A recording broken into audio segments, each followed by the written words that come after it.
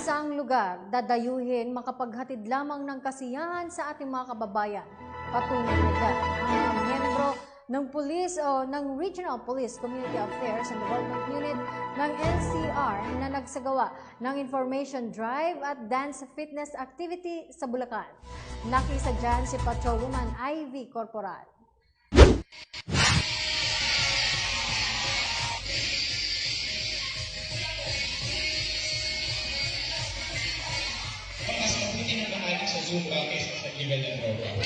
Community engagement. Yan ang isa sa 5 focus agenda ng ating Chief PNP General Benjamin Acorda Jr. Kaya naman, nagsagawa ng information drive at dance fitness activity ang mga tauhan ng Regional Community Affairs and Development Unit ng NCR sa Kelsey Hills Event Place, San Jose del Monte sa Bulacan. Ito ay pinangunahan ng Arpicado NCR bilang mga dance instructors. Maraming salamat po sa PNP sa pagpapaunlak ng aming paanyaya para po magkaroon ng Zumba dito sa aming subdivision. Maraming salamat din po sa lahat ng dumalo. Sana po hindi lang po ito yung umpisa. At patuloy po natin suportahan din ang proyekto ng PNP na ito. Maraming salamat po.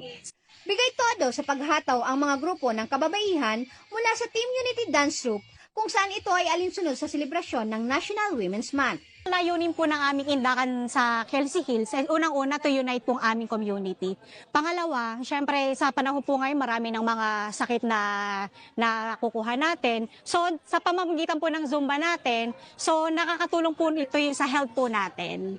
Kasabay nito ay nag-lecture at namahagi ng IEC materials ang mga kapulisan patungkol sa batas pangkababaihan, anti-illegal drugs at anti-terrorism upang magbigay kaalaman at paalala sa bawat isa nang hindi maging biktima ng masasamang gawain. Kami po ay masaya at na-invite po muli tayo dito sa Region 3 at sa pamamagitan po ng programang ito ay nahihahatid po natin yung mga programa ng ating gobyerno, lalong-lalo na po yung mga bagong programa po ng ating mahal na presidente, ang bagong Pilipinas sa barangay at lalong-lalo na po sa pamamagitan ng suporta ng ating komunidad, magiging successful po ang ating mga programa na inihatid po sa kanila.